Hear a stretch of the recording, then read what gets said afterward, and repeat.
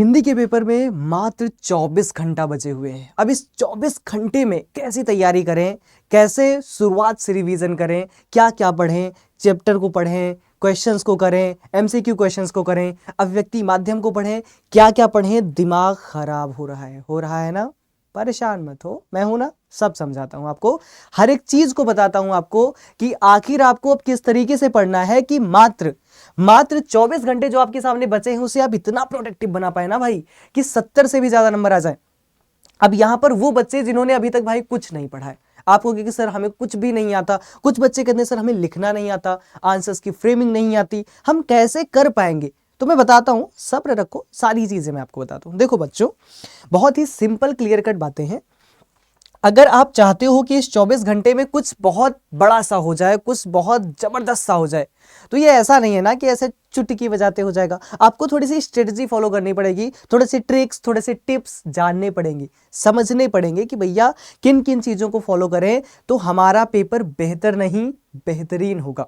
हो सकता है आप में से कुछ बच्चे हों जिन्होंने कुछ भी नहीं पढ़ा है, उनके लिए भी ये सेशन बहुत जरूरी है। जिन्होंने पढ़ा हुआ है उनके लिए भी जरूरी है, क्योंकि यहां पर हम बात करेंगे आंसर राइटिंग करनी कैसे है। आपको अपने क्वेश्चन का आंसर जो करना है वो किस तरीके से करोगे, विच वे, किस तरीके से, और इसके साथ में कि आपका वे ऑफ एक्सप्रेशन क्या होगा, कि क्या तरीका होगा अपनी अभिव्यक्ति को पूर्ण रूप से टीचर को पहुंचाने का और बढ़िया नंबर पाने का। तो चलो शुरू से समझाता हूं मैं आपको। देखो सिंपल सी बात है, जितने बच्चे हैं आप देखोगे कि हमारे पास एक टॉपिक है आपठित गद्यांश का, यानी कि आपठित बोध का टॉपिक है। आपठित जो बोध का टॉपिक है भैया, इसमें हमारे सामने गद्य भी आता है, यानी कि अनसीन हमारे पास प्रोज भी आता है, अनसीन हमारे पास पोएट्री भी आती है, यानी पद्य भी आता है। और इनका जो वेटेज है ना भाई, बहुत बढ़िया है, ध्यान रखना, इनका जो वेटेज है ये पूरे 18 नंबर का है, 18 अंकों का है। तो सबसे पहले हम देखेंगे कि आखिर इनको हम किस तरीके से अप्रोच करें। इसको अगर हमें पूरे नंबर पाने हैं, आप कहो कि सर मुझे ना इसमें पूरे नंबर लेने हैं, यानी कि पूरे 18 में 18 मुझे लेने हैं नंबर। अब सर आप मुझे बताओ कि क्या तरीका मैं अपनाऊं कि मुझे पूरे पूरे बढ़िया से नंबर मिलते हुए चले जाए। मैं कहूंगा भाई देखो, परेशान मत हो, पूरे नंबर आपको मिल जाएंगे, आपको बस कुछ बातों का ध्यान रखना है। वो बातें क्या क्या हैं, ध्यान से समझो।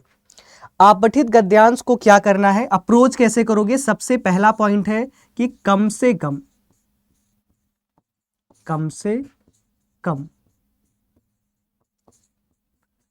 2 बार पढ़ो। बिल्कुल सही सुना आपने, कम से कम 2 बार आपको पूरे पूरे गद्यांश को क्या करना है, रीड करना है। आपको गद्यांश को केवल क्या करना है, पढ़ना है, क्योंकि भाई बिना पढ़े कल्याण नहीं होगा, आपको रीड करना ही पड़ेगा। कम से कम 2 बार आपने पढ़ाई की पूरे गद्यांश की, पहला चीज। इससे क्या होगा कि आपको, अब आप कहोगे सर हम गद्यांश को 2 बार पढ़ें, क्या हो जाएगा, इससे क्या होगा कि आपकी समझ विकसित होगी, मतलब आपकी अंडरस्टैंडिंग आएगी कि गद्यांश क्या है, किस बारे में बात कर रहा है, किस संदर्भ में बात कर रहा है, तो आपके क्वेश्चंस हो जाएंगे। पहली चीज, आइडिया लग जाएगा कि क्या क्या चीजें, क्योंकि आपने इसके बारे में बिल्कुल नहीं पढ़ा है, गद्य पद्य बिल्कुल नहीं पढ़ा है। अब ध्यान रखना, देखो जो गद्य वाला पोर्शन है इसको तो आपने 2 बार पढ़ लिया, पद्य वाले पोर्शन में आप ये बात का ध्यान रखना कि आप इसके भाव को समझें। भाव कहने का मतलब है आप इसके इमोशन को समझने का प्रयास करना, तब आप इसके आंसर कर पाओगे। हो सकता है कई बार ये प्रतीकात्मक अर्थ दे रहा होगा, तो अगर आप केवल अर्थ को समझोगे ना, जैसे मछली जल की रानी है, जीवन उसका पानी है, हाथ लगाओ डर जाएगी, बाहर निकालो मर जाएगी। अब आपने केवल इतना ही समझा कि मछली के बारे में बात हो रही है, तो फिर फंस जाओगे। आपको अपना दिमाग ओपन रखना है, आपको समझना है मछली जल की रानी है, जीवन उसका पानी। आप 12th में हो ना, तो आपके सामने ऐसा तो कुछ आएगा नहीं कि सीधी सीधी बात हो, आपके सामने ये कहना चाहेगा, इसका भावार्थ, इमोशन क्या है कि मछली जो है वो जल की रानी है, जीवन उसका पानी है। यानी कि हर कोई अपने रुचि के अनुसार, अपने पैशन के साथ में जो काम करता है वो करे जो उसे पसंद है या जहां से वो बिलोंग करता है, तब वो सफल होता है। लेकिन अगर वो नहीं करता तो जीवन उसका पानी है, हाथ लगाओ डर जाएगी, बाहर निकालो मर जाएगी। अगर बाहरी प्रेशर से आप कोई काम करते हैं, मैं आपको कह दूं आपको डॉक्टर बनना है, घर वालों ने कहा डॉक्टर बनना है, आपको कह दो अच्छा ठीक है मैं बन जाता हूं, नहीं बन पाओगे। डॉक्टर बनोगे तो खराब बनोगे और बन भी नहीं पाओगे और आप डिप्रेशन में भी जाओगे। हाथ लगाओ डर जाएगी, बाहर निकालो मर जाएगी। यानी आप अंदर से समाप्त हो जाओगे। अब इसका इमोशन, इसका भाव जो इस कविता का है छोटी सी, वो बहुत गूढ़ है, बहुत डीप है। लेकिन जनरली आप बचपन से पढ़ते आए हो, आपने कभी सोचा भी नहीं होगा अच्छा ऐसा भी कुछ है क्या इसमें, नहीं सोचा ना। सोचना है, एग्जाम में जब आएगा तब आपको सोचना है, इमोशन को पकड़ना है, तब सही आंसर कर पाओगे, पहली चीज। दूसरी चीज क्या है कि जब भी आप क्वेश्चंस को करें, यानी कि जब भी आप क्वेश्चंस को करें तो क्वेश्चन को करते समय आपको क्या करना है, प्रश्न को पढ़िए। यानी कि क्या करो आप, पहली चीज आप प्रश्न को पढ़ो, और प्रश्न को पढ़ने के बाद में एक बार क्रॉस चेक करो। क्या करो आप, क्रॉस चेक करो। यानी कि आपठित ये जो गद्यांश पद्यांश है, इसमें देखो कि अच्छा मैंने ये क्वेश्चन पूछा है कि मछली कहाँ की रानी है, जल की रानी है, मैंने लगा दिया, लेकिन एक काम करता हूं, एक बार गद्यांश या पद्यांश में देख लेता हूं, अच्छा ये लिखा है, ठीक है। क्रॉस चेक करना जरूरी है, क्योंकि फ्री के नंबर है ना, फ्री के नंबर फ्री में एक्चुअल में होते नहीं है, ध्यान रखना, ठीक है। फ्री के नंबर फ्री में नहीं होते, बस कहने के लिए फ्री होता है वो, ठीक। तो आप इस प्रकार से करोगे तो आपके सही आंसर्स के नंबर मिल जाएंगे, ठीक है। अब एक बात का और ध्यान रखना, जो एमसीक्यू क्वेश्चंस होते हैं, यहां पर मैं आपको बता दूं कि जो अपठित गद्यांश है, तो जो देखो गद्यांश जो आपका होता है वो 10 नंबर का आता है, जो पद्यांश होता है वो 8 नंबर का आता है, और टोटली 18 नंबर बनता है। तो अप्रोच ये रहा। अब इसमें जो क्वेश्चंस होते हैं वो एमसीक्यू आते हैं, फिर हमारे सामने अति लघु आते हैं, और एक हमारे सामने लघु आते हैं। ये 3 प्रकार के क्वेश्चंस होते हैं। देखो एमसीक्यू क्वेश्चंस 1 नंबर का है, वो तो आपने क्रॉस चेक करके कर लिया। जो अतिलघु उत्तरीय है वो 1 नंबर का है। इसमें आपको क्या करना है, कोशिश करना है कि 1 से 2 लाइन, ध्यान रखना, आपको जो आंसर करना है 1 to 2 लाइंस में करना है। आपको बहुत ज्यादा नहीं लिखना, ध्यान रखो, आपको बहुत ज्यादा नहीं लिखना है, आपको 1 से 2 लाइन में ही अपने पूरे आंसर को करना है, सबसे पहली चीज, ठीक। फिर अगर मैं लघु उत्तरीय की बात करता हूं तो लघु उत्तरीय 2 नंबर का आता है। तो आपको ध्यान रखना है कि ये कम से कम 2 से 3 लाइंस में आपको आंसर करना है। और लघु उत्तरीय में ध्यान रखना कि ये टुकड़ों में होता है, इसमें से 2 सवाल पूछे जाते हैं, जैसे कि भारत क्या है, भारत की राजधानी क्या है, या भारत की राजधानी क्या है, भारत का सबसे बड़ा राज्य क्या है। एग्जाम्पल मैं आपको ये दे रहा हूं कि ये जो क्वेश्चन आपसे पूछता है लघु वाला जो 2 नंबर का होता है, ये टुकड़ों में ही होता है। जनरली इसमें 2 सवाल, 2 क्वेश्चंस, 2 प्रश्न समाये हुए होते हैं। आपको दोनों आंसर करना है, ध्यान रखो, तब आपको दोनों नंबर मिलेंगे। तो ये स्ट्रेटजी अगर आप अपनाओगे ना, ये जो पूरा फ्रेम है, जो मैप में आपको दिखा रहा हूं, इसमें आप 18 में 18 पूरा पा जाओगे, ये आपका डन हो जाएगा। पहली चीज अभिव्यक्ति और माध्यम, दूसरा पॉइंट हमारे पास में आता है, इसको देख लिया, समझ लिया। अब दूसरी सबसे जरूरी चीज क्या है कि जो हमारा टॉपिक है अभिव्यक्ति एवं माध्यम, इसकी बात कर लेते हैं। अभिव्यक्ति एवं माध्यम, अगर मैं इस टॉपिक की आपसे बात करूं कि भैया इस टॉपिक में अगर मुझे नंबर चाहिए तो मैं कैसे पाऊंगा, क्योंकि इस टॉपिक से जो प्रश्न आते हैं ना भाई, ये 22 नंबर के आते हैं। कितने मार्क्स के आते हैं, 22 नंबर के आते हैं ये जो क्वेश्चन होते हैं अभिव्यक्ति और माध्यम से। अब इनको कैसे अप्रोच करना है, ध्यान दो। देखो यहां पर आपके सामने जनसंचार वाला प्रश्न है, इंपॉर्टेंट टॉपिक है, जैसे कि मुद्रित माध्यम है, इंपॉर्टेंट एक टॉपिक है, जिसे आप प्रिंट मीडिया कहते हैं। फिर यहां पर रेडियो है, टेलीविजन है, इंटरनेट है, ये मोस्ट इंपॉर्टेंट चीजें हैं, ठीक। आपको करना क्या है, पहली चीज, अगर आपने कॉन्सेप्ट वाली क्लास मेरी नहीं देखी है तो प्लीज जाकर देख लो। अगर देख ली है तो आपको कॉन्सेप्ट की क्लियरिटी वहां से आ जाएगी। अगर आप लोगों ने नहीं देखी है भाई, तो मैं आपको बता दूं कि हमारे कॉन्सेप्ट वाले लेक्चर्स में हमने सारी चीजों को कवर किया हुआ है। जैसे मैं आपको एग्जाम्पल के थ्रू बताता हूं कि हमने जो अभिव्यक्ति और माध्यम वाला टॉपिक है ना, हमारा जो अभिव्यक्ति और माध्यम वाला टॉपिक है ये वाला, इसको लगभग 1.5 लाख बच्चे देख चुके हैं, ठीक। तो इस सेशन को देख लो, इसमें सारे कॉन्सेप्ट सब कुछ आपको यहाँ पर कवर अप मिलेगा। यहाँ पर अभी मैं आपको दिखाता हूँ, मैंने 2 सेशंस लिए हुए अभिव्यक्ति और माध्यम के। एक सेशन आप देखोगे जिसमें 1,28,000 व्यूज है, जिसमें मैंने कॉन्सेप्ट पढ़ाया है। एक सेशन में मैंने उन बच्चों को क्वेश्चंस कराए हैं, ठीक है। तो ये दोनों सेशन कर लिया, आपके ये 22 नंबर डन हो गए, आपको कोई टेंशन नहीं लेनी। अब तीसरा पॉइंट सबसे जरूरी आपके सामने आएगा कि सर अब एक आप बताओ कि जो हमारी किताब लगी हुई है, यानी कि आरोह लगा हुआ है और वितान लगा हुआ है, इसका क्या करें।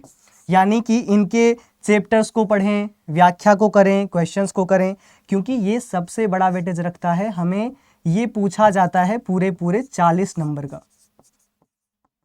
तो मैं आपको सिंपल चीज कहूंगा कि भैया क्यों नहीं किया था क्लास? कितनी बार बताया था, क्लास है ना, कर लेते, समझ आ जाती। मैंने पूरे 6 घंटे लगाकर बहुत ही डीप लेवल पर आपको सारी चीजें सिखाई हुई हैं। यहाँ पर आप देखोगे, ये अभी क्लास हुई है, अभी 1 घंटे पहले कंप्लीट हुआ है, आप इसको देख लेना। यहाँ पर मैंने 6 घंटे टाइम लिया है, आप इसको 2x कर लेना। जनरली आप करते हो, मुझे भी पता है, तो कर लो, कोई दिक्कत नहीं। 2x स्पीड कर लो और इस क्लास को पूरी तरीके से देख लो, नोट्स बना लो, इसके पीडीएफ्स भी मैंने आपको प्रोवाइड कर दिए हैं, आपको पता चल जाएगा कैसे पीडीएफ मिलेगा, और इस तरीके से इसको बहुत अच्छे से आप तैयार कर सकते हैं। डन है सभी को? कोई परेशानी हो तो आप मुझे बताएंगे, ठीक है? कमेंट बॉक्स पूरा ओपन है। मैं सिंपल सी बात कहता हूं कि 16 मार्च को आपका पेपर है सुबह 10 बजे।